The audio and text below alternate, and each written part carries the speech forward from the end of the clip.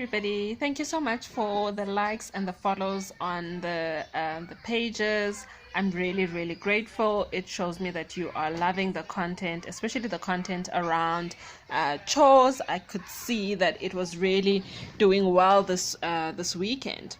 So we know that it is College Savings Awareness Month, and today specifically is Literacy Awareness Day. So Literacy Awareness Day, and I would love to encourage you mummies to let your little ones read. We've advanced so much with regards to apps and content that is online now, that is no longer just about just pure screen time, that the little ones really do learn a lot. If that is your avenue, then there's great programs out there to help your little one learn. And if you're old school like me and you like to have them in front of a book, it's always nice to sit with your little one and read with them. And then when they get to a stage of reading for themselves, that you encourage them to read. I use reading actually as a time out. She can't really read. She'll page through the book, but at least it's a start. Let's get right into it. So my savings tip for College Awareness Month, one of the few, is to find an investment plan that works for you. So when I say works for you, I mean what you can contribute towards it, how long you need to contribute towards it, what your goals are, what you want to get out of it. So some mummies want to educate their little ones for 3 years after high school. Some want to educate them till 7 years after high school. You've got to determine what is the goal for you.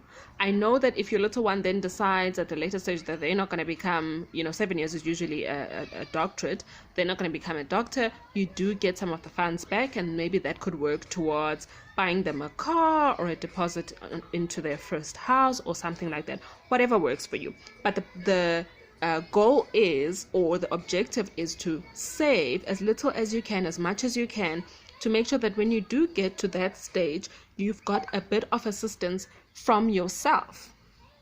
It's like a gift to yourself at a later stage and a gift to your little one at a later stage. So then why I like investment plans is because with investment plans, you've got the opportunity to grow the money. So it's unlike a savings plan where it grows a bit slower. With an investment plan, you've got more compound interest, which means the money grows, it grows faster, or it multiplies.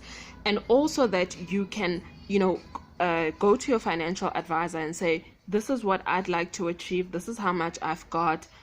What can you assist me with? And get a plan or investment plan that works specifically for your needs and works specifically for you and your goals and your affordability and what you want to achieve at the end of it. It makes no sense that you go and you get into an investment plan that is catered for somebody who wants their child to be a doctor, and that is not what you can afford, or that is not what what you want to do, or it is not attainable for you. So it's best to do what you can do. And then the nice thing again with the investment plans is that as time goes, you can tell them, okay, now I'm in a better financial situation, I can contribute a little bit more, and then you make your investment amount a little bit more.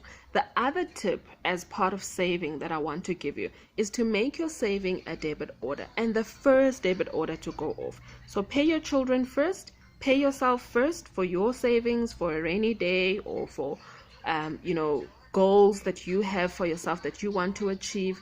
Make it a debit order, because once you go into, I'll transfer it, or I'll whatever, I'll swipe for it, or whatever the situation may be, it's been proven that it never happens. So the best way is to just have it go off as a debit order, and it's done, it's dusted. You've paid yourself, you've paid your children, and in essence, it's not paying your children, it's paying yourself in the future, because when the university costs come, when you have those savings for the university costs, it's beneficial for you, because then you're going to be better prepared. Then the other thing that I wanted to mention with regards to the investment plans is that you need to understand what it pays for. So does it pay for books? does it pay for books and tuition?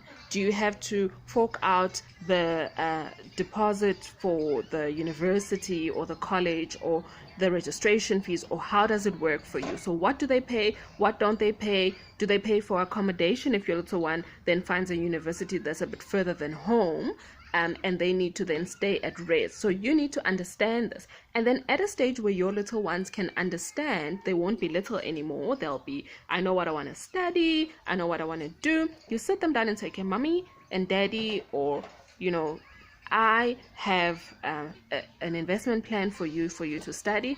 Unfortunately, this investment plan doesn't cover for, for a res accommodation. It doesn't cover for books. So for you to be able to, meet us halfway, would suggest that you find a university that's a bit closer to home, or whatever the situation may be. Or it does pay for res, but it pays for this much. So try and find something that is not more than this, or that is not less than this, or whatever the situation may be. But it's a gift to yourself, because when you get to that stage, it's a whole lot less stressful on you as a parent than it is for anybody else. So why wouldn't you want to give yourself this future gift that, alleviates so much of this financial, burden on you at a later stage?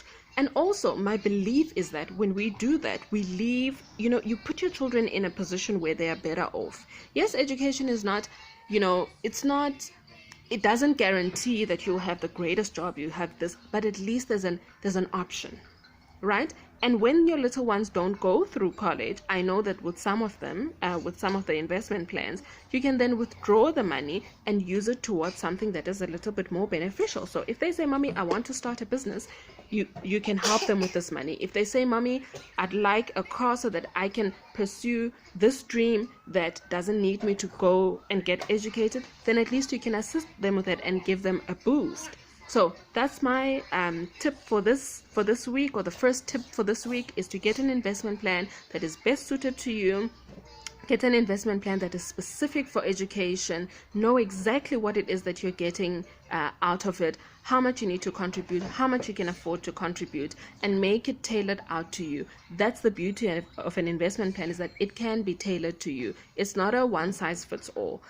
And I'd love to thank all of my Zambian community for the likes and the engagement and all of that you've been doing on my page. I really do appreciate it. And remember, I'm not a financial advisor. If you are looking for financial advice, you need to find one that is accredited according to your country or wherever it is that you live, and make sure that you get the best financial advice and planning that you can get. I am merely giving advice of what I've learned and walking this journey with you as a mom to another mom, a mom to another dad, a mom to another stepdad, to a parent, to all these titles that we carry with ourselves, that we take care of little humans with. So have a great day. See you again when I do another video.